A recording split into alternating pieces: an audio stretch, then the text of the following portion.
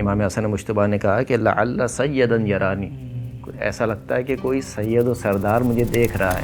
یعنی والد کا روب بھی ایسا ہونا چاہیے کہ چاہے وہ سامنے بھی کیوں نہ ہو، جب ایک مرتبہ والدہ کہہ دیں کہ دیکھو تم یہ کام غلط کر رہے ہو، میں تمہارے والد آئیں گے میں ان کو بتا دوں گی۔ آنے والا سوال کرتا ہے اور کہتا ہے مولا مجھے گناہ کرنا ہے اور مجھے گناہ کرنے کی اجازت دو۔ جو چیز آپ کو ایسے لگ رہی ہے کہ یہ کبھی جھوٹ نہیں بول سکتی، کچھ عرصے کے بعد جتنا جھوٹ یہ بولے گی نا اتنا جھوٹ کوئی نہیں بولے گا۔ اب آپ دیکھیں اے آئی کا زمانہ ہے، آج آپ کی وائس ریکارڈ ہو سکتی ہے، آپ کا چہرہ ریکارڈ ہونے کے بعد سب ٹیمپر ہو جاتا ہے، سب ٹیمپر ہو سکتی ہے۔ اسی لیے رسول خدا نے جو ہے وہ دونوں بازو کو بلند کر کے مولا کائنات کو دکھایا ہے، یہ دیکھ لو اور سنا فاز آ رہی ہے۔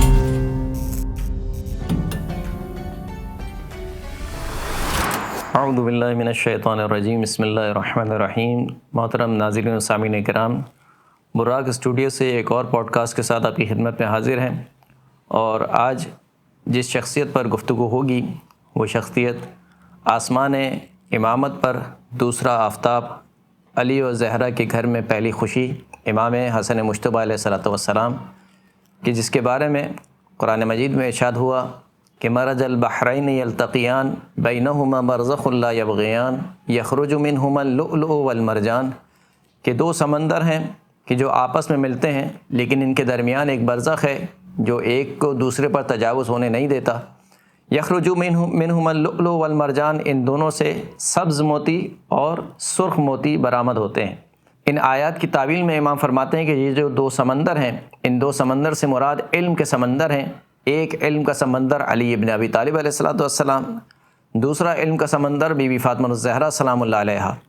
جب یہ دو علم کے سمندر آپس میں ملتے ہیں اور ان کے درمیان برزخ ہے جو ایک دوسرے پر تجاوز نہیں کرنے دیتی ان دونوں کو، تو ان سے سبز رنگ کے موتی یعنی امام حسن مجتبیٰ اور سرخ رنگ کے موتی یعنی امام حسین علیہ الصلوۃ والسلام خارج ہوتے ہیں۔ آج امام حسن مجتبیٰ علیہ الصلوۃ والسلام کی شخصیت کے مختلف پہلوؤں پر آپ کی خدمت میں گفتگو پیش خدمت ہے، کہ جس پر گفتگو کرنے کے لیے ہمارے اسٹوڈیو میں موجود ہیں مولانا رضا عباس ایویڈی صاحب۔ السلام علیکم۔ وعلیکم السلام ورحمۃ اللہ وبرکاتہ۔ مولانا صاحب، امام حسن مجتبیٰ کے جب شخصیت پر ہم مختلف پہلوؤں پر بات کرتے ہیں تو جو سب سے پہلا پہلو ہے، یا جسے کہنا چاہیے جو سب سے پہلا تعارف ہے امام حسن مجتبیٰ کا، وہ یہی لفظ امام ہے۔ تو یہ لفظ امام کیا لفظ ہے، اس کی ڈیفینیشن کیا ہے اور کیا اس کی صفات ہیں گی؟ اعوذ باللہ من الشیطان الرجیم، بسم اللہ الرحمن الرحیم۔ اصول عقائد میں سے جو ہے وہ امامت شمار کیا جاتا ہے۔ توحید، عدل و نبوت کے بعد جس عقیدے کے اوپر بحث کی جاتی ہے وہ عقیدہ امامت ہے، خصوصاً تشیع کے اندر۔ تشیع کی بنیاد یعنی جہاں سے رسول خدا صلی اللہ علیہ وآلہ وسلم پہ تو تمام مسلمانوں کا اتفاق ہے کہ وہ آخری نبی ہیں، اور اس کے بعد یعنی وفات رسول اکرم صلی اللہ علیہ وآلہ وسلم کے بعد جو ہم فرقوں میں بٹے ہیں، وہ اصل جھگڑا ہی جانشین رسول اکرم صلی اللہ علیہ وآلہ وسلم پر ہے۔ اہل سنت کا نظریہ یہ ہے کہ وہ کسی کو بتا کے نہیں گئے تھے، کسی کو اپوائنٹ کر کے نہیں گئے تھے، اور بعد میں صحابہ کرام نے جو ہے ایک شورا بنائی گئی، ثقیفہ کے مقام پہ ایک شورا تشکیل پائی، اور صحابیوں نے مل کے جو ہے وہ امت کے حق میں جو بہترین فیصلہ کرنا تھا حق کے رائے دہی سے جو ہے وہ انجام دیا، اور ان کے پاس جو ہے وہ، اور اس کے بعد پھر آگے جا کے ان کے فقہ کے اعتبار سے اور دوسرے طریقوں کے اعتبار سے ان کے اپنی تقسیم موجود ہے۔ لیکن شیعہ عقیدہ یہ نہیں ہے۔ ہمارے یہاں خدا کی جتنی بھی حجت خدا ہیں، جو خدا کے نمائندے ہیں، وہ من جانب اللہ ہے، منصوص من اللہ ہے، خداوند متعال کی جانب سے ہے۔ یعنی امام ہوتا ہی وہ ہے کہ جو خداوند متعال کی طرف سے تعین کیا گیا ہے، جس کو ہر آنے والے امام کو پچھلا امام کی جو ہے نا معرفی کراتا ہے، اس کو روشناس کراتا ہے۔ اور یہ ایسا نہیں ہے کہ رشتہ داری کی بنیاد پر یا نسب کی بنیاد پر جو ہے نا وہ یہ امامت بانٹ دی جاتی ہے کہ یہ میرا سگا بیٹا ہے، یہ میرا رشتہ دار ہے۔ یعنی ایک منصب الہی ہے کہ خداوند کریم جو ہے وہ منتخب کرتا ہے، جیسے نبوت اور رسالت منصب الہی ہے، اسی طریقے سے منصب الہی ہے جو خداوند متعال دیتا ہے۔ اور جب جس کو امامت ملتی ہے وہ اپنے وقت کا سب سے بہترین فرد ہوتا ہے ہر صفات اور ہر کمال کے اعتبار سے، یعنی وہ افضل ترین مرد ہوگا۔ آپ کو جو ہے وہ شرح نہج البلاغہ میں جو سنی نے کی ہے اس میں آپ کو ملے گا کہ وہ امام علی علیہ السلام کو افضل مانتا ہے، لیکن وہ تعریف کر رہا ہے خداوند متعال کی، چونکہ وہ امام علی علیہ السلام کو پہلا خلیفہ نہیں مانتا ہے، وہ کسی اور کو پہلا خلیفہ مانتا ہے، تو کہہ رہا ہے وہ خداوند متعال کی جو ہے وہ حمد ہے اس چیز پہ کہ جس نے مفضول کو فوقیت دی افضل کے اوپر.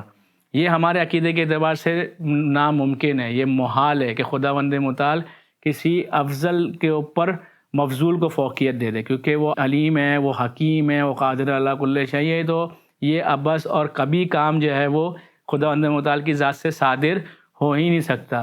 تو افضل ترین شخص ہی ہمیشہ منصب الہی پر آئے. تو جب ہم یہ کہتے ہیں کہ امام حسن امام ہیں امام علی علیہ السلام کے بعد، ہر لحاظ سے جو شخصیت باکمال ہوگی اور اعلیٰ سپرلیٹو ڈگری پہ ہوگی وہ امام حسن علیہ السلام کی ذات ہوگی. جیسے امام رضا علیہ السلام نے بھی اپنے خطبہ مرو میں ارشاد فرمایا کہ الامام لا یدانیہ احد، امام وہ ہے کہ جس کے مرتبے تک کوئی ایک شخص بھی قریب تک بھی نہیں پہنچ سکتا ہے، نہ کوئی عالم نہ کوئی متقی و پرہیزگار بھی اس کے درجے تک نہیں پہنچ سکتا ہے. تو امام جو ہے وہ اپنے زمانے کا جو ہے وہ سب سے افضل ترین امام ہے نا. امام کا مطلب بھی یہی ہے کہ آگے جس نے رہبری کرنی ہے، جس نے لیڈرشپ کرنی ہے اور جس کے پیچھے قوم نے چلنا ہے.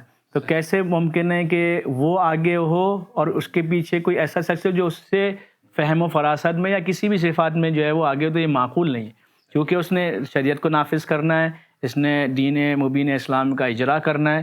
تو اس اور ڈفرینٹ ایسپیکٹ سے تو سب سے باکمال. جبھی ہمیں جو ہے وہ تعجب بھی ہوتا ہے مسلمانوں سے. ایسا نہیں ہے کہ ہم صرف جو ہے وہ شیعہ امام کہتے ہیں، اہل سنت بھی امام حسن کو امام کہتے ہیں، امام علی کو امام کہتے ہیں، امام حسین کو وہ بھی امام کہتے ہیں، لیکن اس کے باوجود بھی وہ کہتے ہیں کہ نہیں، ان کے اوپر جو دوسرے تھے وہ خلیفہ تھے یا وہ جو ہے وہ ان کے اوپر رہبر تھے.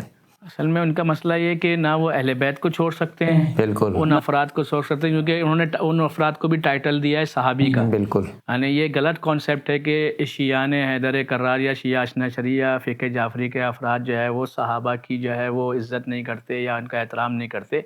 ہمارا چھوٹا سا فارمولہ ہے کہ جس سے اہل بیت علیہم السلام ناراض ہو، جس سے دختر رسول ناراض ہو، جنہوں نے جو ہے وہ امام علی علیہ السلام کا ہمارے ہی اگرچہ کہ ہمارا ادعا تو ہے کہ ان کی کتابوں سے بھی بڑے شواہد و دلیل سے ثابت ہو سکتا ہے کہ کون بلا فصل امام ہے، لیکن ہمارا شیعہ عقیدہ یہ ہے کہ جو ہے وہ امام علی علیہ السلام کا حق چھینا گیا، غصب کیا گیا.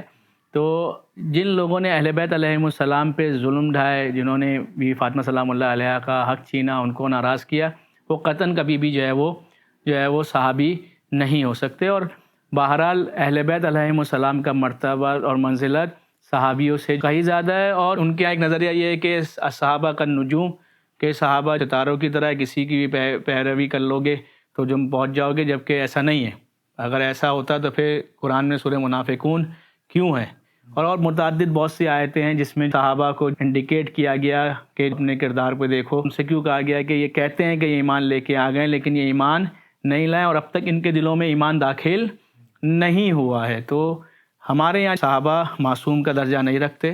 ہاں صحابی ہے، سلمان جیسا صحابی موجود ہے، مقداد جیسا صحابی موجود ہے، تو صحابی کی اہمیت اپنی جگہ، لیکن بہرحال اہل بیت کی شان جو ہے وہ کہیں بڑھ کے، خصوصاً اس میں جو ہے وہ امام اور پنجتن کی بات تو کیا ہی بات ہے. ہمارے یعنی معیار جو ہے وہ جو رسول اللہ نے معیار دیا ہے، یعنی ہمارا اپنا بنایا ہوا معیار نہیں ہے، رسول اللہ کا دیا ہوا معیار ہے. ایک تو حدیث ثقلین متواتر حدیث ہے، انی تارک فیکم الثقلین کتاب اللہ وعترۃ اہل بیتی ما ان تمسکتم بہما لن تضلوا بعدی، جب تک ان دونوں سے متمسک رہو گے میرے بعد گمراہ نہیں ہوگے. ایک سکلہ اکبر اور سکلہ اصغر ہے. تو اس کا مطلب ہے کہ جو بھی ان سے تمسک جس نے چھوڑ دیا وہ گمراہی پر ہے، اب وہ کوئی بھی ہو. اور یہ ایسا نہیں کہ دو الگ الگ چیزیں ہیں، یعنی جہاں قرآن ہے وہاں اہل بیت ہیں، جہاں اہل بیت ہیں وہاں قرآن ہے. رسول اکرم صلی اللہ علیہ وآلہ وسلم کی مشہور و معروف ہے القرآن و مع علی، العلی و مع القرآن، یا الحق و مع علی والعلی و مع الحق. تو یہ ساری کی ساری روایتیں جو ہیں وہ اس بات کی دلیل ہیں کہ جو ہے وہ، اور بعض دفعہ تو ایسا محسوس ہوتا جاتا ہے کہ ان کے یہ کام کرتے چلے جاتے ہیں اور وہاں سے آیتیں ہوتی چلی جاتی ہیں.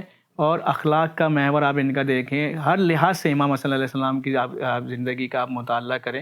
اور یہاں پر کتنا امپورٹنٹ لیسن ہے آپ دیکھیں، خطبہ دینے والے ذات رسول اکرم صلی اللہ علیہ وآلہ وسلم، اور کون سن رہا ہے؟ نواس رسول، جوانہ جنت کے سردار، جس کے بارے میں خود جو ہے وہ رسول اکرم صلی اللہ علیہ وآلہ وسلم ارشاد فرما رہے ہیں کہ ان الحسن والحسین امامان قاما و قعدا، کہ جو ہے وہ بے شک جو ہے وہ دونوں کے دونوں امام ہیں. اور یعنی شاید اس وقت لوگوں کو سمجھ میں نہیں آ رہا ہو کہ یہ قاما و قعدا کیوں کہا گیا. انشاءاللہ آگے پروڈکاسٹ پہ سے بات ہوگی کہ چاہے وہ قیام کریں یا چاہے بیٹھیں. اور اس میں بھی یہ پتہ چلتا ہے کہ امام کوئی ایسا نہیں ہے کہ بعض حالتوں میں امام ہے اور بعض حالتوں میں امام نہیں ہے, کیونکہ اہل سنت میں ایک اور نظریہ بھی ہے کہ دینی امور جو ہے وہ اہل بیت علیہ السلام کے ہاتھ میں تھے, دینی امور یہ دیکھا کرتے تھے, حکومتی نظام تو ایسا نہیں ہے. امام امام ہے, پھر اس کے پاس تمام لحاظ سے دین کی دوڑ اس کے ہاتھ میں ہوتی ہے. پہلی درسگاہ آپ دیکھیں تو وہاں پر رسول اللہ صلی اللہ علیہ وآلہ وسلم کی ہے,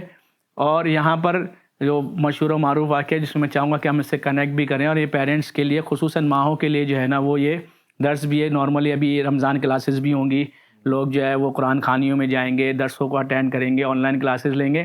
دیکھیں میں نے آپ سے کہا کہ درس دینے والی شخصیت رسول اللہ صلی اللہ علیہ وآلہ وسلم ہے, درس لینے والی شخصیت جو ہے وہ جناب حسن اور جناب حسین علیہ السلام ہے. جب یہ نانا کے لیکچر کے بعد, نماز کے بعد جو خطبہ ہو رہا ہے یا جو درس ہو رہا ہے اس کے بعد گھر پہ آ رہے ہیں, تو ایسا نہیں ہے کہ جو ہے نا وہ پوچھا نہیں جا رہا یا یہ بتا نہیں رہے. باقاعدہ جناب فاطمہ زہرا سلام اللہ علیہا پورا کا پورا درس ان سے پوچھ رہی ہے. تو بہرحال یہ والدین کی ذمہ داریوں میں سے ہے, خصوصاً ماں کی, کہ بچہ اگر اسکول جا رہا ہے, بچہ اگر ٹیوشن جا رہا ہے, بچہ دنیات کلاس میں جا رہا ہے. بلکہ روایت میں یہ بھی ہے کہ یعنی مولا کائنات جب گھر تشریف لاتے ہیں تو بی فاطمہ مین و عن ان کو خطبہ سناتی ہیں رسول خدا کا. تو حیرت ہوتی ہے مولا کائنات کو, آپ تو یہاں گھر میں تھیں حجرے میں, آپ نے کس سے سنا؟ تو فرماتی ہیں کہ میرا بیٹا درس سن کے آتا ہے اور مجھے سناتا ہے. اب دیکھیں کوارڈینیشن بھی آ رہا ہے, یعنی دیکھیں اب میاں بیوی کا کوارڈینیشن بھی ہے, کیونکہ حجت خدا جو ہوتی ہے نا, جو حجت خدا ہوتے ہیں وہ کوئی بھی موقع ہدایت کا نہیں چھوڑتے. بظاہر یہ بہت مشہور واقعہ ہے, 50 دفعہ آپ نے سنا ہوگا, 100 دفعہ میں نے سنا ہوگا, فیملی نے سنا ہوگا, لیکن آپ اس کے الگ الگ اینگلز آپ دیکھیں. پہلے باقاعدہ خود مسجد میں بچوں کو بھیجنا, یعنی ہم کلاسوں میں بھیجتے ہیں, کوکلکرم ایکٹیویٹیز میں بھیجتے ہیں, لیکن کیا آیا ہم بچوں کو مسجد کی طرف بھیجتے ہیں؟ بعد جماعت نماز کی ہمارے یہاں ترغیب دی جاتی ہے نہیں جاتی؟ ابھی تو نماز کا مسئلہ ہے, خود میں نہیں کہنا چاہتا, چلیں اس کو چھوڑیں. لیکن بہرحال ایک تو نماز کو پڑھنا, اب اس کو اول وقت پڑھنا اور اس کو بعد جماعت سے پڑھنا, اور اس کے بعد اگر جو ہے وہ کہیں درس ہو رہا ہے تو گھر والے ان سے پوچھیں بیٹا مسجد گئے تھے, کیا ہوا, مولانا صاحب نے کیا بتایا. اور پھر والدہ اور والد کا کوارڈینیشن تربیت کے اعتبار سے. بعض دفعہ جو شوہر ہوتا ہے وہ سمجھتا ہے کہ میرا کام صرف آفس جانا ہے, میرا کام صرف پیسے لے کے آ جانا ہے, میں تھک گیا ہوں, اور بس جو پال رہے جو ہے وہ تربیت کا کام جو ہے وہ بیوی کا ہے. ایسا نہیں ہے, ہر دونوں کا پارٹ ضروری ہے, اگرچہ کہ شاید والدہ کا پارٹ زیادہ ہے, لیکن نظارت کا کام, نظر رکھنا, اس کے اندر رائے دینا کہ کس طریقے سے کہیں کمی کاستی تو نہیں ہے, اور خود بچوں کو یہ احساس دلانا کہ ایسا نہیں ہے کہ تمہارا باپ صرف معاش کے اندر جو ہے بزی ہے اور تمہارے اموروں سے غافل ہے. کیونکہ جب والدین بچوں کو یہ احساس ہوگا, کیونکہ جب بچوں کو احساس ہوگا کہ نہیں صرف والدہ نہیں بلکہ والد صاحب بھی ہمارے امور کو دیکھتے ہیں, وہ بھی کبھی پوچھتے ہیں سنڈے کا دن ہے, کبھی چھٹی کا دن ہے, کبھی آفس سے جلدی آ گیا, کبھی ان سے پوچھ لیں, کبھی اسکول کا بیگ لے آئیں, کون سا چیپٹر پڑھا, کیا پڑھا, دنیات میں کیا پڑھا. تو اس سے بہت اچھے طریقے سے آپ بہت آسانی سے بہت اچھی صفات اپنے بچوں میں آپ لا سکتے ہیں. تو یہ سیرت طیبہ ہے, ائمہ اطہار کی سیرت ہے جو ہمیں اپنانے کی ضرورت ہے. اور جیسے کہ آپ نے عرض کیا کہ یعنی ہر واقعے میں مختلف پہلو ہیں. جیسے اس میں بھی آپ دیکھیں ایک اور ڈیفرنٹ پہلو جو ہمارے سامنے آتا ہے کہ ایک دن مولا کائنات جلدی تشریف لے آئے کہ دیکھوں میں حسن مجتبیٰ کیسے جو ہے وہ سناتا ہے. اور اب جب امام حسن مجتبیٰ نے سنانا شروع کیا تو زبان ساتھ نہیں دے رہی تھی. تو پھر امام حسن مجتبیٰ نے کہا کہ لعل سیدا یرانی, ایسا لگتا ہے کہ کوئی سید و سردار مجھے دیکھ رہا ہے یا میری باتیں سن رہا ہے. یعنی والد کا روب بھی ایسا ہونا چاہیے کہ چاہے وہ سامنے بھی کیوں نہ ہو, جب ایک مرتبہ والدہ کہہ دیں کہ دیکھو تم یہ کام غلط کر رہے ہو, میں تمہارے والد آئیں گے میں ان کو بتا دوں گی, تو ایسا روب ہونا چاہیے کہ بچہ خود بخود جو ہے وہ امام نے نہیں دیکھا ہے, انہوں لقنت آ گئی ہے, لیکن کہنا پڑتا ہے اچھا ہر جگہ پہ بچہ غلط نہیں ہوتا ہے, اس میں کچھ ایلیمنٹ میں نے پہلے بھی کچھ پوڈکاسٹ میں عرض کیا. لیکن اب تو جس طریقے سے زبان تراشی یا زبان ترازی تو خیر والدین ڈرتے ہیں بچوں سے.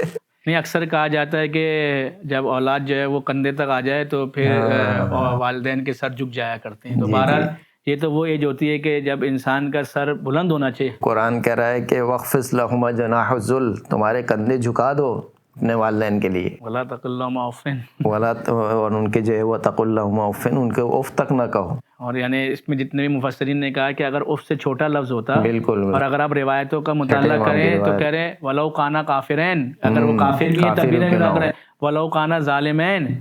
اچھا یہ کہنے کہ کیا مسئلہ اسلام جو ہے ظلم کا ساتھ دینے والا ہو گیا؟ نہیں, دیکھیں بد احترامی جو ہے نا ان کی توہین نہیں ہو سکتی. یعنی قرآن میں اگر آپ دیکھیں تو والدین کو خداوند متعال نے بہت سی جگہوں پہ جہاں نماز کا ذکر کیا، جہاں اپنی اطاعت کا ذکر کیا، وہاں پہ والدین کو اپنے ساتھ ذکر کیا. تو یہ تو ہمیشہ سے یاد رہے کہ خداوند متعال، خدا اور حجت خدا اور شریعت محمدی ہمیشہ سے جو ہے وہ والدین سے اوپر رہیں گے. لیکن کہاں تک؟ یعنی آپ والدین کا پاور سمجھیں. والدین چاہیں نا تو مستحب کو حرام بنا سکتے ہیں. یعنی اگر آپ ایک مستحب روزہ رکھنا چاہتے ہیں اور آپ کے والدین منع کر دیں اور آپ روزہ رکھیں اور ان کی دل آزاری ہو رہی ہو، تو اگر ان کا منع کہ آپ میں نے اس کو منع کیا تھا پھر بھی رکھا اور اس سے اس کی دل آزاری ہو جائے تو یہ آپ کے لیے روزہ رکھنا صحیح نہیں. اچھا ایک اور پاور بھی ہے، مستحب کو واجب بھی بنا سکتے ہیں. یعنی اگر وہ آپ سے کہیں کہ آپ نے نماز آپ نے جماعت سے ہی پڑھنی ہے اور آپ نماز سے نہ پڑھیں اور آپ کے جماعت سے نہ پڑھنا ان کے دل آزاری کا سبب بنے، دل آزاری عزت کا سبب بنے. صرف ایک جگہ پہ ایسا ہے کہ جہاں پر والدین اللہ سے ٹکرا جائیں کہ وہ مثلاً وہ کہیں کہ بیٹا نماز فجر نہیں پڑھنی، خدا کا حکم ہے نماز فجر پڑھنا، یا مثلاً کہیں کہ جو ہے نا کوئی حرام کام کرنے کا کہتے ہیں بیٹا گانا گاؤ، بیٹا گانا سنو. تو وہاں پر بھی دیکھیں کہ یہ نہیں کہا گیا کہ اب تم یہاں پر لیکچر شروع ہو جاؤ یا تم بدتمیزی، کہا نہیں، تم نے شریعت کے خلاف کام نہیں کرنا. یعنی آپ واجب کو ترک نہیں کر سکتے، حرام کو انجام نہیں دے سکتے. کہ ہمارے سامنے خود حضرت ابراہیم کا واقعہ ملتا ہے. حضرت ابراہیم اگرچہ کہ وہ چچا تھے ان کے، آزر جو ہے وہ والد نہیں تھے ان کے، لیکن والد خود قرآن مجید میں جو ہے وہ ابا کا لفظ استعمال ہوا ہے، والد کا لفظ استعمال ہوا ہے، لیکن اس کے باوجود خود بت بناتے تھے اور حضرت ابراہیم سے کہتے تھے کہ تم جاؤ ان بتوں کو بیچو. تو اس پر حضرت ابراہیم کہتے تھے کہ آپ کیوں ایسوں کی عبادت کرتے ہیں جو نہ سنتے ہیں، جو نہ دیکھتے ہیں، جو آپ سے کسی چیز کو آپ کو نفع نہیں پہنچا سکتے ہیں. تو اس کے اوپر بھی جب ان کی طرف سے ریئیکشن آیا کہ اراغب انت عن آلہتی یا ابراہیم، کہ کیا تم میرے بتوں سے میرے یعنی معبودوں سے منہ موڑ رہے ہو، تم جو ہے وہ یا تو دور چلے جاؤ یا پھر میں تم پر پتھروں کی بارش کروں گا. یعنی وہ کہہ رہے ہیں کہ میں پتھروں کی بارش کروں گا، اور دوسری طرف سے حضرت ابراہیم ان سے کہتے ہیں کہ صحیح ہے میں آپ سے دور چلے جاتا ہوں. پھر ان کے درمیان جو ہے وہ یعنی اگر کسی ٹاپک پہ اگر آپ کو ایسا لگتا ہے کہ آپ کا مطالعہ آپ کے والدین سے جانا ہے یا آپ زیادہ بہتر آپ دیکھ پائیں، تو آپ نے ان کو نہ گلٹی فیل کرانا ہے. آپ کا انداز بھی اچھا ہونا چاہیے اور یہیں سے وہ کنیکٹ بھی ہو جائے گا. وہ والا مشہور و معروف واقعہ، یعنی یقین کریں یعنی آپ کو یعنی انہیں مشہور واقعوں میں اگر انسان غور و فکر کرے، اگین جتنے بھی ہمارے پوڈ کاسٹ ہوئے اس پہ میں نے سامعین سے خاص اس طور پہ خاص توجہ دلائی ہے، غور و فکر کے اوپر کہ آپ غور و فکر کریں، اپنے مطالعے کو بڑھائیں، اپنے اویئرنیس کو بڑھائیں، اپنی ایجوکیشن کو بڑھائیں. کیونکہ جہالت اور نہ جاننا سب سے بڑی مصیبت ہے جو تکبر لاتی ہے، جو ہٹ درمی لے کے آتی ہے، جو آپ کے اندر جو ہے وہ فلیکسیبل ہونے سے آپ کو روکتی ہے. تو آپ یہی دیکھیں نا کہ اگر آپ کو ایسا لگ رہا ہے کہ آپ کے والدین آپ کو غلط گائیڈ کر رہے ہیں اور آپ کے متعلق آپ زیادہ سمجھتے ہیں، تو اس کا بھی ایک طریقہ کار ہے. اچھا ضروری نہیں کہ ہر جگہ پہ آپ وضاحتیں دیں. اگر آپ کو ایسا لگتا ہے کہ کوئی میرے بتانے کا امپیکٹ نہیں ہے، اگر ان کو میں کریکٹ نہیں بھی کروں گا تو کوئی ان کی زندگی کو اثر نہیں، تو بلا وجہ آپ کو زبان درازی کی کوشش نہ کریں. اور اگر آپ سمجھتے ہیں کہ نہیں یار یہ کلیئر ہونا چاہیے، تو آپ کا انداز اور الفاظ اور طریقہ بہت مؤدب ہونا چاہیے. وہ مشہور واقعہ جس کی طرف میں اشارہ کر رہا تھا، وہ امام حسن اور امام حسین کا ایک بوڑھے شخص کا واقعہ، جو وضو دیکھتے ہیں کہ بظاہر اس کے وضو میں کچھ پرابلم تھا، تو انہوں نے تو جا کے نہیں کہا جا کے کہ نعوذ باللہ بوڑھے اتنے عرصے سے تو وضو کر رہا ہے، تیرے کو اب تک وضو کرنے نہیں آیا، یا پہلی دفعہ مسجد میں دیکھ رہے ہیں اور اب تک تم نے اتنی عمر تم نے کیا کیا. آپ دیکھیں نا ان کا انداز کیا، وہ آ کے کیا کہہ رہے ہیں کہ ہم دونوں وضو کرتے ہیں، آپ بتائیے کہ ہم میں سے کس کا وضو صحیح ہے. دیکھ چیک لیول دیکھ رہے ہیں آپ، چیک کر وہ امام ہوتے ہوئے اور شریعت کو نافذ کرنے والے ہیں. یعنی بالکل ہی آپ دیکھیں نا، بالکل ہی زون ہی چینج ہو گیا نا. یعنی آپ اگلے کو حکم بنا رہے، فیصلہ کرنے والا بنا رہے، آپ نے بڑا بنا دیا اس کو. اچھا وہ بھی جانتے تھے کہ کون ہے. جب امام حسن اور امام حسین جو سکھانے والے، جن کے گھر سے وضو کا طریقہ پوری دنیا تک پہنچا، ان کا وضو میں کیا مسٹیک ہوگی. بہرحال انہوں نے اچھے طریقے سے وضو کیا، ان دونوں کے وضو میں تو کوئی پرابلم نہیں تھا، بہت اچھے طریقے سے وہ بھی سمجھ گیا. آپ دیکھیں کہا کہ تم دونوں کے وضو میں کوئی مسئلہ نہیں ہے، بلکہ میرا وضو ہی. آپ دیکھیں کتنا اچھا ہے کہ بعض دفعہ ہم لوگ بہت زیادہ روڈ ہو جاتے ہیں، یا ہم ایسے ہو جاتے ہیں کہ یار یہ چیز اسے نہیں پتا. کبھی کبھار ایسی حالت بھی ہو جاتی ہے انسان اپنا نام بھی بھول سکتا ہے، غلطی کسی سے بھی ہو سکتی ہے.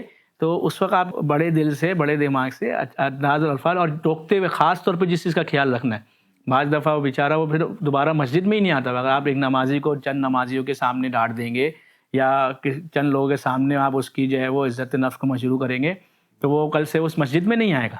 تو اگر حدیث بھی ہے، معصوم کی حدیث بھی ہے کہ کوئی دو چیزیں آپس میں ایک دوسرے سے اتنی نہیں ملیں کہ جتنا علم حلم سے مل گیا. یعنی علم کے ساتھ ساتھ جب تک آپ کے اندر حلم نہیں ہے، بردباری نہیں ہے، برداشت کا مادہ آپ کے اندر نہیں ہے، آپ اتنا اچھے مبلغ بن سکتے ہیں، نہ اچھے ٹیچر بن سکتے ہیں، نہ اچھے والدین بن سکتے ہیں، حتیٰ معاشرے کا اچھا فرد نہیں بن سکتے. کیونکہ جیسے خود معصوم کی حدیث بھی ہے کہ کتنے ہی ایسے عزیز ہیں کہ جن کو ان کی بد خلقی نے، بد اخلاقی نے ان کو ذلیل کر دیا، اور کتنے ایسے ذلیل ہیں کہ جن کے اچھے اخلاق نے ان کو عزیز بنا دیا. پہلے بندہ کے الفاظ ہی کے ذریعے سے بندہ دل میں اترتا ہے نا، پھر اس کی بات اترتی ہے. اگر آپ کے الفاظ ہی صحیح نہیں ہوں گے تو پھر کیسے جو ہے. اور دوسری ایک حدیث میرے ذہن میں بھی آ رہی ہے کہ مومن کو مومن کے آئینے سے تعبیر کیا. تو آئینہ کب آپ کو دکھاتا ہے؟ جب آپ آئینے کے سامنے ہوتے. اچھا، نہ آئینہ کم دکھاتا ہے نہ زیادہ دکھاتا ہے. ٹھیک ہے، یعنی آئینہ اور اسی وقت دکھاتا ہے جب آپ کے سامنے ہے. تو ایک اور ہمارے معاشرے کا معاشرے میں اعلان بھی نہیں کرتا ہے، آپ کوئی بتاتا ہے. اور آپ دیکھیں، یعنی یہ بھی ہمارے معاشرے کا ایک بہت بڑا پرابلم ہے. مطلب ہم اچھے دوست ہیں، مجھے آپ سے میرے مس انڈرسٹینڈنگ یا مجھے ایسا لگا کہ آپ میں کوئی مسٹیک ہے یا مجھے آپ کی کوئی بات بری لگ گئی. یہ بڑا عجیب ہے. یعنی میں سوچتا ہوں تو میں دیکھتا ہوں دین مبین اسلام نے تو یہ نہیں کیا، اور عقل بھی اس چیز کو تسلیم نہیں کرتی کہ اگر مثال کے طور پہ ہم 10-12 دوست ہیں اور مجھے ایک دوست سے مسئلہ ہے تو میں 11 دوستوں سے وہ پرابلم ڈسکس کر رہا ہوں، لیکن میں ڈسکس کر ہی نہیں رہا ہوں تو میں اس بندے سے نہیں کر رہا ہوں جس سے مجھے پرابلم ہے. جبکہ دین محمدی، شریعت محمدی جس دین کے ہم ماننے والے ہیں وہ بالکل اس کے برعکس کہتے ہیں. یہاں جو معصوم فرما رہے ہیں حق اور باطل میں 4 انگلی کا فرق ہے. خود امام حسن مجتبیٰ سے جو ہے وہ سوال کیا گیا جب وہ ایک شخص آیا مولا کائنات کی خدمت میں اور کہا کہ کچھ سوال مجھ سے پوچھنے ہیں. تو مولا کائنات نے فرمایا کہ تو جھوٹا ہے، بلکہ تو امیر شام کا کرندہ ہے.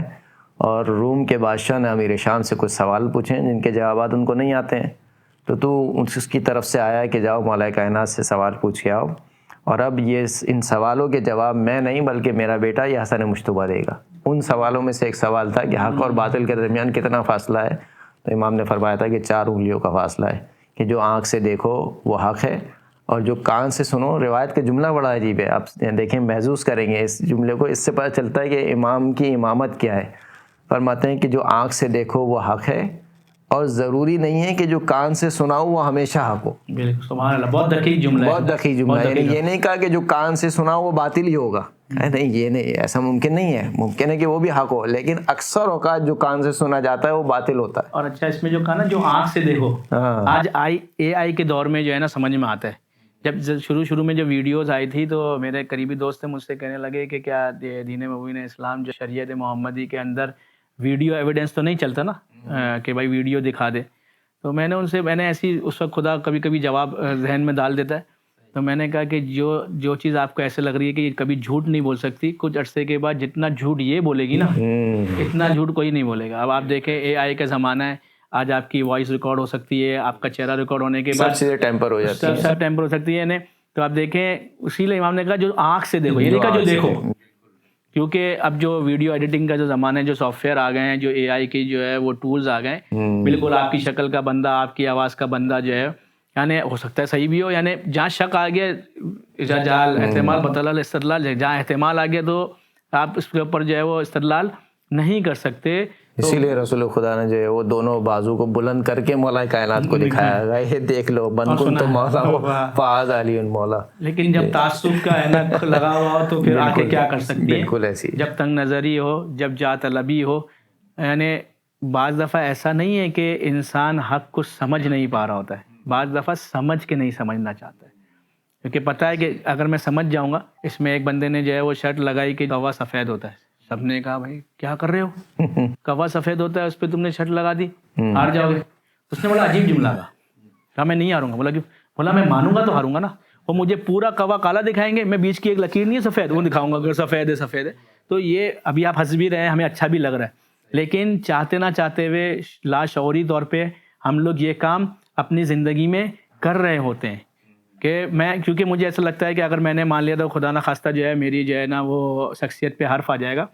دیکھیں انسان کی پہلی کوشش تو یہ ہونی چاہیے کہ انسان سے خطا نہ ہو، لیکن اگر خطا ہو گئی اور متوجہ ہو گیا ہے تو دین محمدی بھی یہ کہتی ہے اور عقل مندی کا تقاضا بھی یہ ہے کہ انسان ایز سون ایز پاسبل اپنی غلطی کو ایکسیپٹ کرے اور اس کی اگر کمپنسیٹ کر سکتا ہے، ازالہ کر سکتا ہے تو ازالہ کرے، اور اب ریگریٹ ہو، اس کو پشیمانی ہونی چاہیے۔ توبہ کے اندر بھی ہے، پہلے میں نے ایک پوڈ کاسٹ میں ذکر کیا کہ سب سے پہلی توبہ کی جو شرط ہے وہ ندامت ہے، کیونکہ اگر آپ کو ندامت نہیں ہوگی، ریگریٹ نہیں ہوگا تو آپ اس کو تکرار کریں گے۔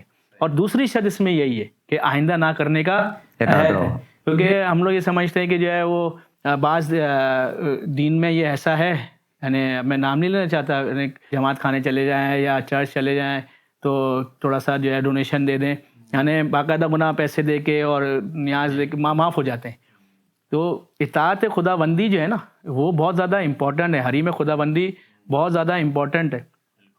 اور اسی میں ایک اور ابھی مسلسل طور پہ جو ہے بہرحال بیٹھے ہیں تو بات سے بات نکل آتی ہے، امام حسن علیہ السلام، اچھا یہ وہ ہستیاں ہیں ان سے جب بھی کسی بھی اعتبار کا سوال کیا گیا نا تو انہوں نے جواب دیا۔ اب جو میں واقعہ سنانا چاہ رہا ہوں اور جس میں جو سوال انہوں نے کیا ہے، یعنی مجھے ایسا لگتا ہے کہ کسی عالم دین سے کیا ہوتا تو وہ عالم دین جواب تو نہیں دیتا بلکہ ڈانٹ دیتا۔ اچھا یہ واقعہ امام حسن علیہ السلام سے بھی مروی ہے اور یہ بعض کتابوں میں امام حسین علیہ السلام سے بھی مروی ہوا۔ آنے والا سوال کرتا ہے اور کہتا ہے مولا مجھے گناہ کرنا ہے اور مجھے گناہ کرنے کی اجازت دو۔ یعنی بالکل امام کے پاس آیا اور کھلم کھلا بول رہا ہے بھائی گناہ کرنا ہے نا۔ سے بعض لوگ جو ہے وہ سوال کر رہے ہوتے ہیں، ہم سے بھی بعض لوگ سوال کر رہے ہوتے ہیں، ان کے سوال کا انداز سے لگتا ہے کہ یعنی وہ سب چیزیں سمجھتے ہیں لیکن بس وہ کسی طریقے سے مولانا کہتے ہیں کہ جائز ہے۔ نہیں وہ تو پھر بھی گھما رہے ہوتے ہیں نا، وہ تو آپ کو انڈائریکٹ میں آپ کو بالکل لپیٹ کے اسٹینڈ رہے۔ یہ تو بندہ بالکل سیدھا نا کہ بھائی مجھے گناہ جانتا ہوں کرنا ہے، ایمان سے پتہ ہے مجھ سے اور آپ سے سوال کیا ہوتا تھا تم ہمارے توہین مولوی کا کیس ہو جاتا، توہین اسلام کا کیس ہو جاتا، اور کیسے بندے ہو تم، ہمیں کیا سمجھتے ہو۔ لیکن امام ہوتا ہے، حجت خدا ہوتا ہے۔ بالکل امام نے ایک نہیں چند راستے بتائے گناہ کرنے کے۔ آپ بولیں گے امام بھی گناہ کرنے کا طریقہ بتا سکتے ہیں؟ طریقہ ہے ان کا، امام نے طریقے بتائے، میں بولا میں بتاتا ہوں تمہیں کیسے گناہ کرنا ہے۔ اگر تمہیں گناہ کرنا ہے خدا کا رزق کھانا چھوڑ دو۔ دیکھیں آپ ہدایت کر رہے ہیں مولا، بالکل، یعنی کیا مطلب، یعنی جس کا رزق کھاتے ہو اسی کی تھالی میں چھید کرو گے، اسی کی نافرمانی کرو گے۔ یہ تم نے جو طاقت، جو تم نے اس کا رزق کھایا، تمہاری کیا طاقت ہے؟ دعاؤں میں کیا ہے؟ وَلَا تَقِلْنَا طَرْفَتَ عَيْنٍ أَبَدًا، یعنی ہماری اوقات یہ ہے کہ ہم خدا سے کہہ رہے ہیں کہ ہمیں پلک جھپکنے کی حد تک بھی جو ہے وہ ہمارے حال پر نہ چھوڑنا۔ ابھی میں اور آپ بات کر رہے ہیں، میرا ہاتھ یہیں رک جائے، میری کس دنیا کی طاقت ہے اس کو نیچے لے آئے؟ بالکل نہیں۔ کس چیز کا گھمنڈ ہے؟ تو کہہ رہے ہیں کہ جس کا رزق کھاتے ہو اسی کی جو ہے۔ اچھا یہ بھی نہیں ہو سکتا؟ بولا یہ کیسے ہو سکتا ہے؟ بولا کہا اس کی سلطنت سے نکل جاؤ، باہر چلے جاؤ، گناہ کر لو، کہاں جائے گا؟ ولا يمكن الفرار من حکومت، ایک دعائے کمیل کا جملہ ہے۔ اسی طریقے سے تیسرا کہا ایسا ایک کام کرو، ایسی جگہ چلے جاؤ جہاں خدا دیکھ نہ رہو۔ یعنی جس خدا کا تم رزق کھا رہے ہو، جس خدا کی زمین پہ چل رہے ہو، وہ تمہیں دیکھ بھی رہا ہے، پھر بھی تمہیں گناہ کرنا ہے۔ آخری بھی ایک اور حل بھی بتایا کہ اچھا رزق بھی اس کا کھاؤ، اس کی زمین پہ بھی گھومو، وہ دیکھ بھی رہا ہے تب بھی تم اس کو شرم نہیں آتی، تم اس دیکھ رہا ہے اس کے سامنے گناہ کرو۔ اتنا پاور رکھو جب ملک الموت آئے اور بولے چلو تو بولا نہیں جاؤں گا۔ آپ دیکھیں کتنا اچھے طریقے سے جواب دیا گیا کہ آپ کو سمجھا بھی دیا کہ گناہ نہیں کرنا ہے۔ یہ واقعاً امتیاز ہے ائمہ اطہار کا، اور تقریباً ہر امام کے دور میں ہمیں ایک نہ ایک ایسا واقعہ ضرور ملتا ہے۔ جیسے کہ مجھے یاد آ رہا ہے ابھی چھٹے امام کا واقعہ ہے، شکران کر کے ایک شخص ہے جو کہ مولا کا چاہنے والا ہے، اس نے دیکھا کہ خلیفہ کے دربار سے انعام بٹ رہا ہے، کچھ خراج مل رہا ہے، جو بھی عبارت، سامنے سے امام جعفر صادق کو آتے ہوئے دیکھا، تو کیونکہ یہ خود نہیں جا سکتا تھا اندر، وہ اس کو کچھ سفارشی چاہیے تھا، جیسے ہی امام کو دیکھا تو خوش ہو گیا، کہا کہ اب مجھے خراج مل جائے گا۔ کہا کہ امام آپ سے درخواست ہے۔ کہا کیا درخواست ہے؟ کہا آج جو خلیفہ ہے وہ خراج بانٹ رہا ہے، تو آپ میری تھوڑی سفارش کر دیجئے۔ امام نے کہا اچھا صحیح ہے۔ امام گئے اندر، کچھ دیر کے بعد باہر تشریف لائے اور اپنی آستین مبارک سے کچھ نکالا جو بھی اس نے عطیہ دیا تھا، اور وہ اس کو دے دیا، اور دینے کے بعد اس کو ایک جملہ کہا کہ یا شکران ان الحسن حسن من کل احد ولکن من کا احسن، اے شکران اچھائی ہر ایک سے اچھی ہے لیکن تجھ سے بہت زیادہ اچھی ہے۔ وَإِنَّ الْقَبِيحَ قَبِيحٌ مِّن كُلِّ أَحَدٍ وَمِنْكَ أَقْبَحٌ، اور بری بات ہر ایک سے بری ہے لیکن تجھ سے بہت بری ہے۔ کیوں؟ لِمَكَانِكَ مِنَّا، کیونکہ تیری نسبت ہماری طرف سے ہے۔ یہ جملہ کیوں کہا روایت کے آخر میں؟ کیونکہ شکران شراب نوشی میں مبتلا تھا. تو اب امام نے ڈائریکٹ اس سے نہیں کہا کہ دیکھ مجھے پتہ چلا ہے تو شراب پیتا ہے، شراب پینا بہت برا کام ہے اور یہ اور وہ اور فلاں، کیونکہ اگر یہ کہتے تو شاید وہ شراب سے بچ جاتا، لیکن جو دوسرے گناہ ہیں اس میں مبتلا رہتا ہے. امام نے ایک ایسا کلیہ دیا اس کا کہ وہ ہر گناہ سے صرف اس وجہ سے بچ جائے. سمجھ جائے کہ بالکل نسبت جو وہ تمہاری نسبت جو وہ اہل بیت اطہار علیہ السلام سے. تو اسی طریقے کے بہت سارے واقعات خود امام حسن مجتبی علیہ الصلوۃ والسلام. آپ کو میں کیا آپ کی خدمت میں عرض کروں کہ مرد شامی امام کی خدمت میں حاضر ہوتا ہے، امام کو جو برا بھلا کہنا شروع کر دیتا ہے، اور جب وہ برا بھلا بالکل کہہ لیتا ہے جیسے ہمارے زمان میں ہمارے امام کو تو یہ نہیں پتا ہوتا نا کہ پتھر کا جواب اینٹ سے دینا ہوتا ہے. پوائنٹ اسکوائرنگ کا مسئلہ ہے نا. پورا جب وہ کہہ چکا ہوتا ہے اور ہمارے زمان میں جب وہ خالی ہو چکا ہوتا ہے تو پھر امام کہتے ہیں کہ تو مجھے مسافر لگتا ہے. اگر تجھے سواری گھر چاہیے تو میرا گھر حاضر ہے، تو بھوکا ہے تجھے کھانا چاہیے تو میں کھانا تجھے دے سکتا ہوں، واپس جانے کے لیے تجھے سواری چاہیے تو میری سواری تیرے لیے حاضر ہے. اصل میں یہ جو غیرت کا مفہوم ہے نا، یہ اگر صحیح سے سمجھ میں آ جائے کہ غیرت دینی، وہاں پر ہم شاید بہت زیادہ اب لفظ اس کا میں نہیں کہوں گا جو میرے ذہن میں آ رہا ہے، نہیں وہاں وہ غیرت ہمیں نہیں دکھتی اس طریقے سے کہ جہاں پر دین کی حرمت کو پامال کیا جا رہا ہو یا دینی احکامات جو ہے وہ. لیکن تھوڑا سا ہماری جو ایک جھوٹی شخصیت جو ہماری بنی ہوئی ہے یا جو ہمارا جھوٹا فیم ہے، اگر وہ تھوڑا سا ڈسٹرب ہو تو وہ ہمیں پرابلم کر جاتا ہے. متعدد یعنی یہ بھی آپ دیکھیں تو یہ بھی متعدد واقعات ہیں. خود امام زین العابدین علیہ الصلوۃ والسلام سے بھی یہ واقعہ ملتا ہے، امام موسیٰ کاظم علیہ الصلوۃ والسلام سے بھی ہمیں یہی واقعہ ملتا ہے کہ شخص آتا ہے اور منہ پر برا بھلا کہہ رہا ہے، یعنی باقاعدہ روایت میں لفظ ہے کہ گالیاں دے رہا ہے، اور امام اس کے پیچھے پیچھے جا رہے ہیں اور پھر اصحاب بھی پیچھے پیچھے جا رہے ہیں اور اصحاب کہہ رہے ہیں کہ دیکھنا اب امام اس سے کیسا بدلہ لیتے ہیں. اور پھر امام اس کو ادھر دق الباب کرتے ہیں اور کہتے ہیں کہ جو کچھ تو نے کہا اگر وہ صحیح ہے تو میں خدا کی بارگاہ میں توبہ استغفار کرتا ہوں، اور اگر جو کچھ تو نے کہا وہ صحیح نہیں ہے تو میں تیرے لیے استغفار کرتا ہوں. اس کو سمجھا دیا. بہرحال وہ سامنے والا بھی اتنی عقل تو رکھتا تھا، سمجھتا تھا. ہر واقعے میں تقریباً ہم نے دیکھا ہے کہ وہ پلٹ گیا، مرد شامی تھا وہ پلٹ گیا. اسی طریقے سے یہ جو زین العابدین کا واقعہ ہے وہ باقاعدہ اگر آپ دیکھیں تو ایک پروپاگینڈا ہے، جیسے جو شامی شخص آیا تھا وہ امیر شام کے پروپاگینڈے کا شکار تھا. لیکن اسی طریقے سے آج کے دور میں بھی جب ہم اس طریقے کے واقعات جو ہے وہ پیش کرتے ہیں تو اس کو اس طریقے سے پیش کیا جاتا ہے کہ وہ ان میں شجاع نہیں تھے یا ان میں وہ جرأت نہیں تھی. اور امام حسن علیہ السلام کے بارے میں تو بہت زیادہ ہے کیونکہ صلح امام حسن بھی اس کے اندر ہے.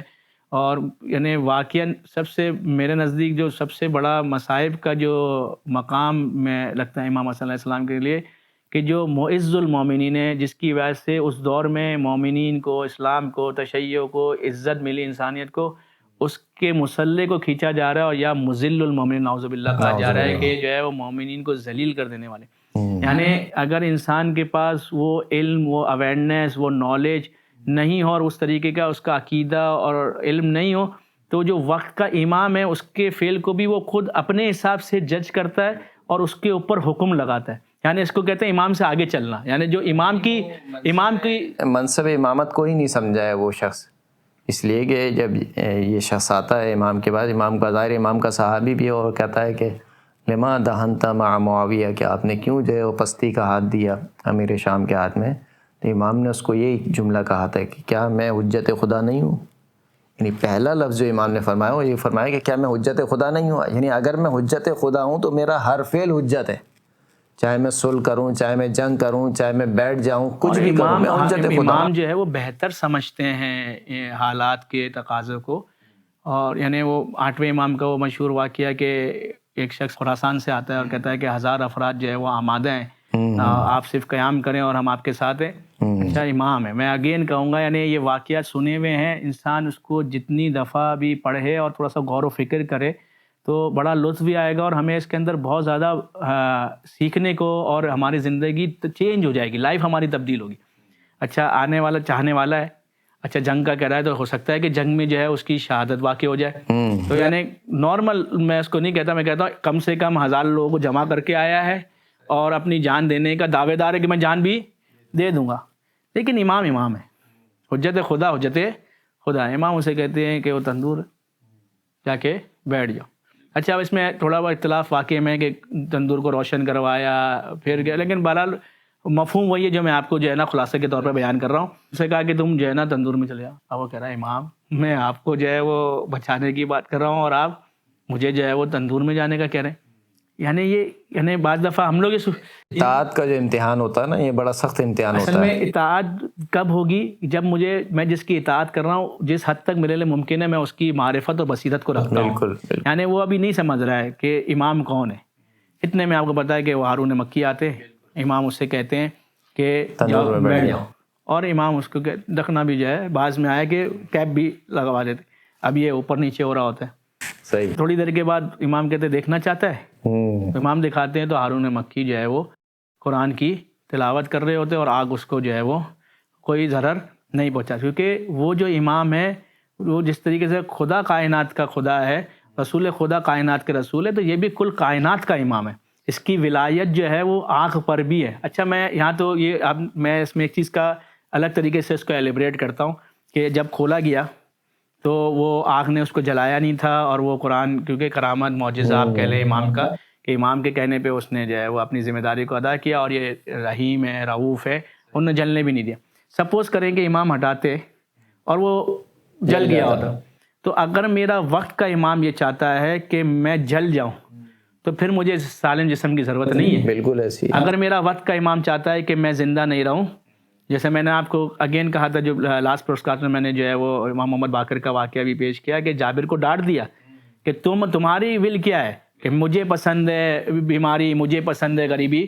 سیدھا امام نے پالیسی بیان دیا وہاں پر.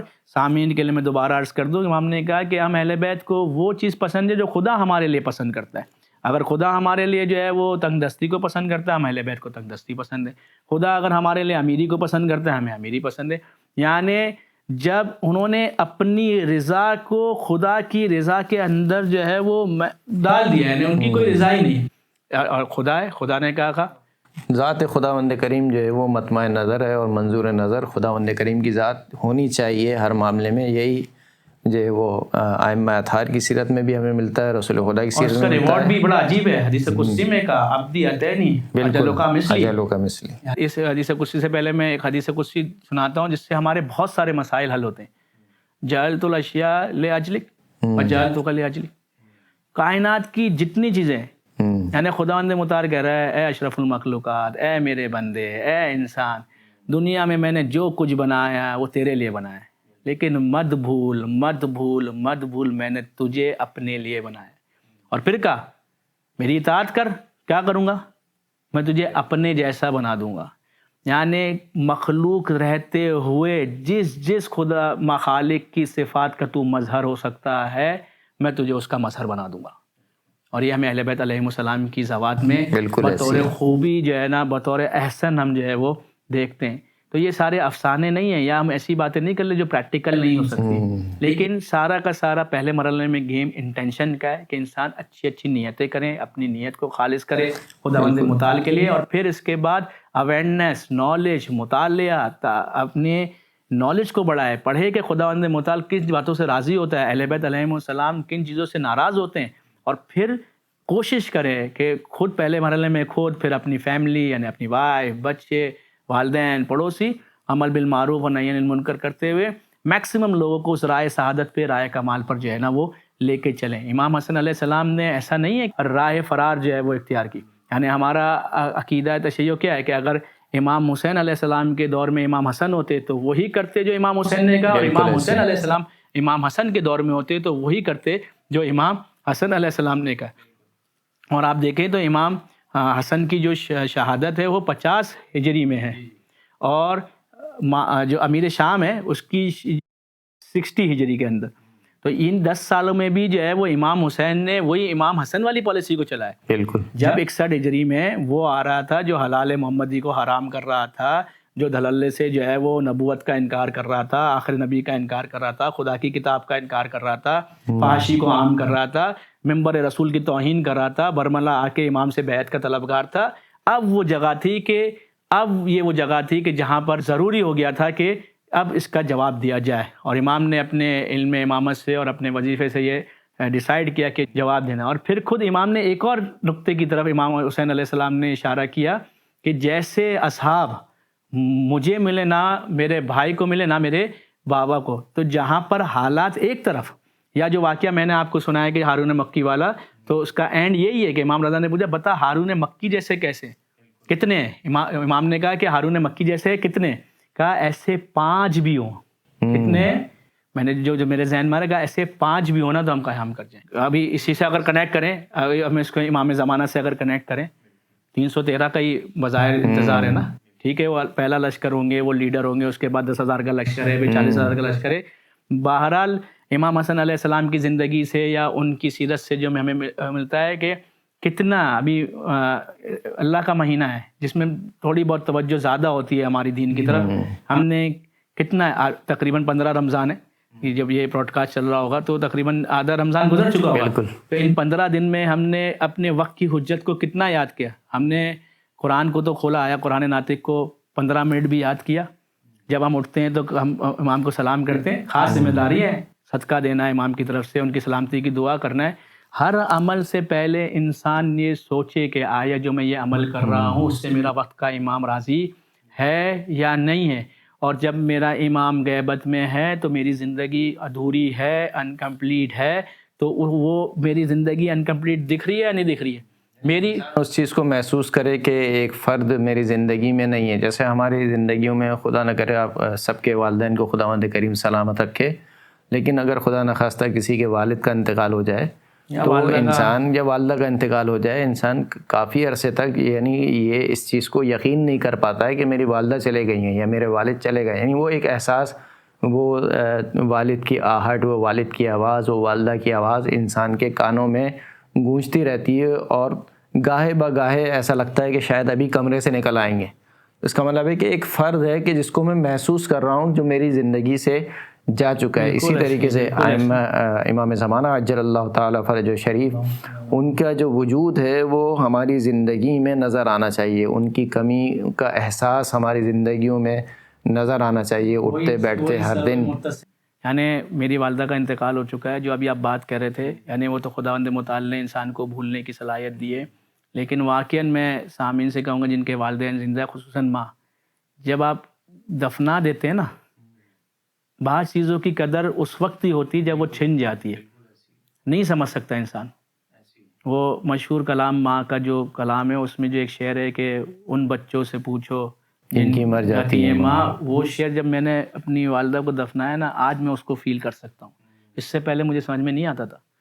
تو میں خصوصاً آج کے جو بچے ہیں، نوجوان ہیں، میں ان سے کہوں گا کہ والدین یعنی ماں باپ کا احترام کریں. اور واقعاً جب ماں کے ہاتھ آپ کے پیچھے دعا کے لیے کھڑے ہوتے ہیں تو آپ کا کانفیڈنس کا لیول، آپ کے کاموں کی اسپیڈ، اور جنت ہے پیروں کے نیچے. اور وہ شخصیت جو آپ کو کھلاتی ہے، خود بھوکا رہتی ہے، آپ خود جو ہے وہ تھکن اپنے لیے خود اپنا روٹین ٹف کرتی ہے آپ کو آسانی کے لیے.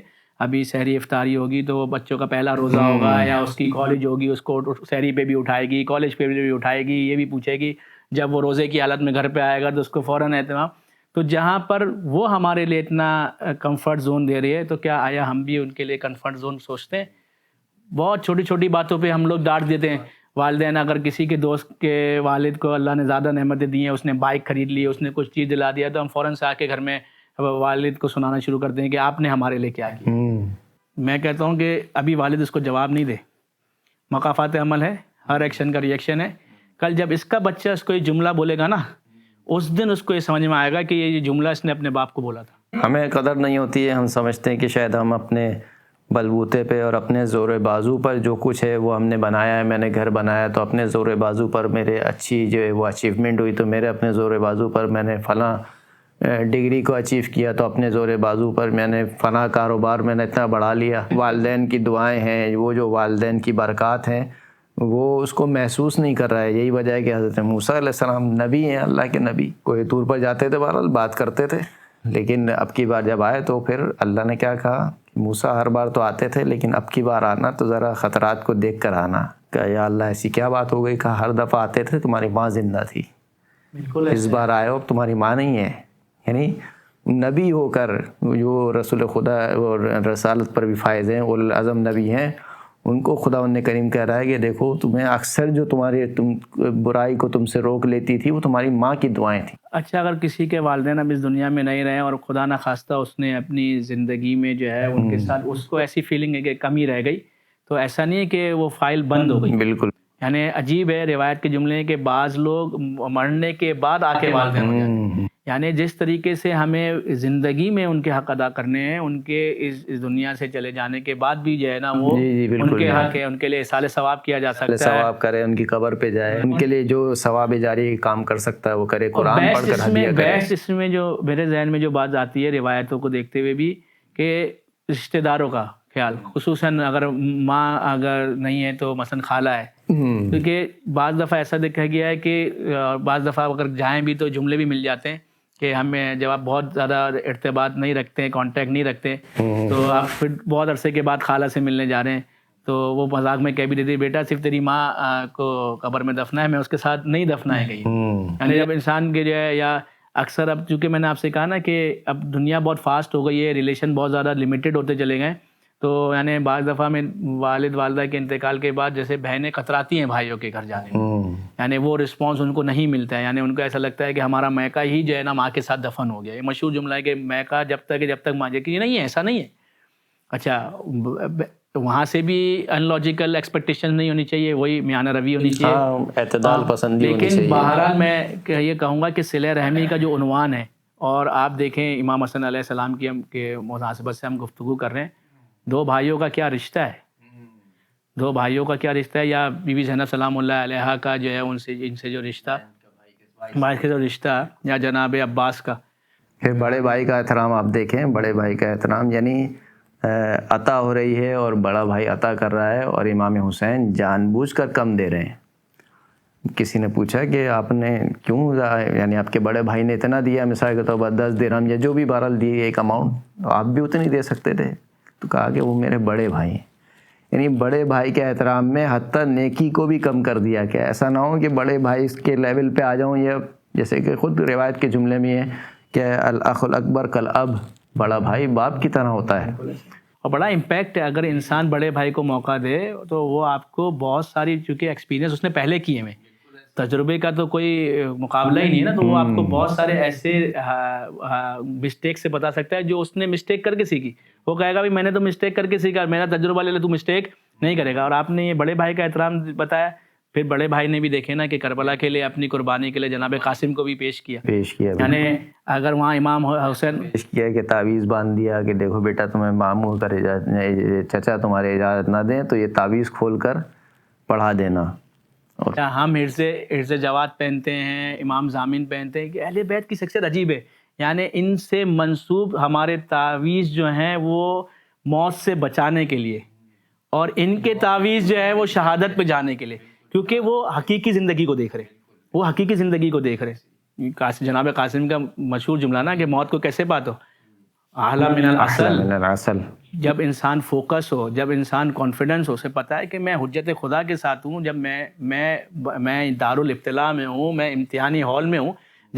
جب کسی آپ امتحانی ہال میں ہوتے ہیں اور آپ کی تیاری بہت اچھی ہوتی ہے اور آپ بہت اچھے سے امتحان دے کے آتے ہیں، تو پھر آپ کو رزلٹ ڈے کا کیا ہوتا ہے، آپ کو ایک دن بھی بہت زیادہ، آپ بہت جلدی کہتے ہیں کہ جلدی رزلٹ ہے، جلدی رزلٹ ہے، جلدی رزلٹ ہے. کیوں؟ کیونکہ آپ کو پتہ ہے کہ آپ کامیاب ہوئے ہیں، آپ سرخرو ہوئے ہیں، آپ چاہتے ہیں کہ یہ امتحانی ٹائم کم ہو، اب جلدی سے جو ہے نا ریوارڈ ملے مجھے.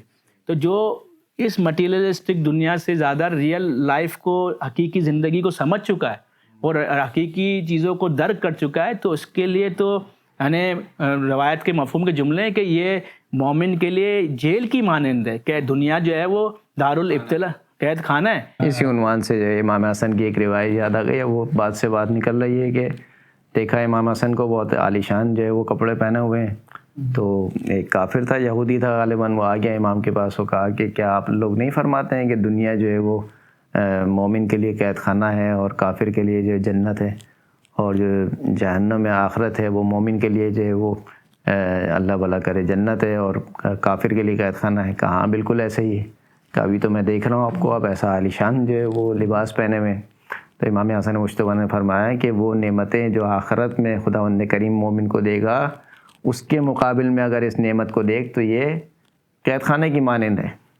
اور پھر امام نے بہرحال جو ہے وہ اپنا لباس ہٹا کر اس کو دکھایا کہ اندر جو امام جو اونی لباس پہنے ہوئے تھے، کہا کہ یہ والا جو لباس ہے وہ تمہارے لیے ہے، اندر والا لباس اللہ کے لیے کہ بہرحال لباس شہرت سے اسلام نے منع فرمایا ہے۔ لباس شہرت ہر اس لباس کو کہتے ہیں کہ جس لباس کو دیکھ کر آپ کی طرف انگلیاں اٹھیں اور لوگ آپ کو جو ہے وہ کہیں کہ کیسا لباس پہن کر آ گیا، عجوبہ سا لباس پہن کر آ گیا۔ اور اگر حجت خدا کوئی خاص فعل انجام دیتی ہے کہ اگر آپ اہل بیت علیہ السلام کی زندگی دیکھیں تو کوئی آپ کو اس میں ہائی فائی اسٹینڈرڈ نہیں دیکھے گا، ضروریات پہ انہوں نے اکتفا کیا ہے۔ تو بعض دفعہ کوئی خاص فعل جو ہے وہ انسان جو ہے نا وہ انجام دیتا ہے اور حکمت کے تحت انجام دیا جاتا ہے۔ اور چونکہ لباس کی بات آ گئی ہے، اب جو ہے لوگ کہیں گے کہ آقا صاحب نے تو جو ہے نا وہ نشتری کیے میں۔ بہرحال ایک معاشرے کا ہمارا پرابلم جو ہے، خصوصاً یہ پرابلم جو ہے اب تو جینٹس میں بھی آ گیا ہے، پہلے تو نہیں تھا کہ جینٹس میں نہیں، لیکن خواتین میں زیادہ ہے، مہنگے مہنگے لباس پہننا۔ دیکھیے پہلے کی عورتیں جو تھیں نا، آپ عورتوں کی بات کر رہے ہیں، اب تو احرام کے برانڈ آ گئے مولانا، برانڈیڈ احرام پہنتے ہیں اللہ کے گھر میں جا کے۔ اچھا یہ میرے لیے آپ نے علم میں اضافہ فرمایا میرے، لیکن جو مجھے جو بہت زیادہ فیلنگ ہے اس کرائسس کے دور میں، اور میں نے پہلے بھی کہا تھا کہ جو میاں بیوی ہیں وہ ایک دوسرے کے ساتھ اگر کمپرومائز کے ساتھ، لو اور سپورٹ کے ساتھ چلیں گے تو بہت زندگی آسان گزرے گی۔ اب فائنینشیل کرائسس بھی ہے، اب دیکھا دیکھی کے چکر میں جو ہے نا وہ جتنے یعنی جو پرائزز بتائی جاتی ہیں وہ ہضم نہیں ہوتی ہیں۔ 35,000 روپیز کا جو ہے وہ نارمل سوٹ، 50,000 کا سوٹ ابھی۔ اچھا میرے اپنی پریکٹس میں تو میں نے دیکھا کہ جو شادی کا جوڑا ہوتا ہے، جو پہلی شادی کے دن پہنا جاتا ہے، اس کے پیسے اب لاکھوں روپے میں ہیں، اور میں نے نہیں دیکھا کہ وہ ڈریس دوبارہ پہنا جاتا ہوں۔ تو اب میں یہاں پر موضوع پہنتی ہے نہ کسی کو دیتی ہے، یہی میں کہہ رہا ہوں۔ اچھا کچھ اسلامی کنٹریز کے اندر، یعنی ایران میں تو یہ بہت زیادہ رائج ہے کہ یہ ڈریسز آپ کو جو ہے نا وہ رینٹل بیس پہ مل جاتے ہیں۔ ابھی کچھ مومنین نے میرے علم میں ہیں، کچھ اداروں نے کراچی میں بھی شروع کیا، اور یہ بہت اچھا کام ہے۔ یعنی یہ بلا وجہ کمپٹیشن کرنا، بلا وجہ پیسوں کو ضائع کرنا ہے کہ ایک زندگی میں آپ نے ایک ہی دفعہ جو ہے نا وہ لباس پہنا ہے۔ بعض دفعہ تو مجھے یاد ہے کہ اگر جناب سیدہ کی سیرت دیکھیں نا، یعنی اپنی شادی کا جوڑا دے رہی ہیں مانگنے والی کو، ابھی 10 رمضان بھی جو ہے وہ گزری ہے، تو اس میں اگر آپ دیکھیں تو بی بی خدیجہ سلام اللہ علیہا کہ صدر اسلام سے پہلے ایک ریپیٹ نہیں کرتی تھی، اور سب کچھ دین مبین اسلام پہ خرچ کرنے کے بعد نوبت یہاں تک پہنچی کہ 2 سال تک، آخری 2 سال تک لباس کو بھی جو ہے وہ ایک ہی لباس ایک میں گزارا۔ تو میں نہیں کہہ رہا کہ نئے لباس نہ پہنے، مناسب لباس نہ پہنے، اچھے لباس نہ پہنے، لیکن ایک میانہ روی کا جو عنصر ہے نا وہ، یعنی پہلے کی عورتیں ایک تو بہت زیادہ ڈیمانڈنگ بھی نہیں تھی، اگر وہ جیب سے پیسے بھی چرا لیتی تھی شوہر کے یا بچا لیتی تھی تو وہ گولڈ میں ڈالتی تھی، تو بالآخر وہ برے وقت میں کام بھی آ جاتا۔ اب تو برے وقت میں پیسہ ہو تو وہ اپنا پیسہ تو نہیں، وہ چھوڑ کے چلی جاتی کہ ہم نے آپ سے شادی اچھے وقت کے لیے کی ہے۔ یہ بہت المیہ ہے جو لیونگ ریلیشنشپ آنے کے بعد اور مٹیریلسٹک ہونے کے بعد۔ اچھا اطمینان اور سکون میں بار بار یہ بات تقریباً ہر پروڈ کاسٹ میں جو ہے وہ سامعین کے لیے ریپیٹ کر رہا ہوں کہ اگر آپ سیٹسفیکشن چاہتے ہیں، آپ اطمینان قلب چاہتے ہیں، اپنی زندگی میں سکون چاہتے ہیں، تو اطمینان رکھیے، اطمینان رکھیے، اطمینان رکھیے۔ مٹیریلسٹک چیزیں آپ کو کبھی بھی سکون نہیں دیں گی۔ الا بذکر اللہ تطمئن القلوب، یعنی جو طریقہ کار خداوند متعال نے اپنی حجتوں کے ذریعے سے بتایا ہے، آپ اس کو فالو کریں گے تو ہی آپ کی زندگی میں شادابی آئے گی، آپ اطمینان اور چین کا سانس لے سکیں گے۔ ورنہ جو ہے آپ اسی میں پھنسے رہیں گے، اس کے پاس کون سے برانڈ کا موبائل ہے، اس نے کون سی برانڈ کا لباس پہنا، اس کا روم کا اتنے روم ہے، اور انسان اپنی پوری زندگی، پورا ٹائم جو ہے نا ختم نہیں ہوگا ایک سلسلہ۔ آج کل میں اس کو ایسے تعبیر کرتا ہوں کہ آج کل بہت سارے ہمارے میڈیا رپورٹر ہیں جو پورا دن رپورٹ کرتے ہیں لیکن ان کو تنخواہ نہیں ملتی، خبر دے رہے ہیں ایک دوسرے کو، اس نے پتہ چلا اس نے اتنے کا لے لیا، اس نے یہ چیزیں جو ہے وہ انسان کو جو ہے وہ کہیں پر نہیں لے کے جائے گی۔ بہرحال پروڈ کاسٹ بھی بہت لمبا ہو رہا ہے، اس کو اختتام کی طرف بھی ہمیں لے کے جانا ہے۔ تو اگر ہم چاہتے ہیں کہ ہماری زندگی حسنی ہو جائے، ہماری زندگی حسینی ہو جائے، ہماری زندگی جو ہے وہ امام زمانہ کو راضی کریں، تو بہت بڑا ایلیمنٹ یہ ہے کہ سب سے پہلے ہم اپنی انٹینشنز کو، انما الاعمال بالنیات، اپنی نیتوں کو جو ہے نا خالص کریں، اچھا سوچیں، پازیٹیو سوچیں، اور ہیلدی ڈیبیٹ کا جو ہے نا وہ راستہ کھولیں۔ اگر کسی کے ساتھ آپ کا مس انڈرسٹینڈنگ ہو گئی ہے، کسی سے آپ کی بدگمانی ہو گئی، تو اچھے الفاظ انداز سے اسی سے جا کے کلیئر کریں، اپنے دینی مطالعے کو بڑھائیں، اویئرنیس کو بڑھائیں، اور کلیکٹیو ایفرٹ کریں تاکہ جو ہے وہ 1% سے 2% فیملی، سوسائٹی، اس طریقے سے معاشرہ ترقی کی طرف جائے۔ بہت شکریہ، خداوند کریم سے دعا ہے کہ ہم سب کو ائمہ اطہار علیہ السلام کی سیرت اپنانے کی توفیق عطا فرمائے۔ والسلام علیکم۔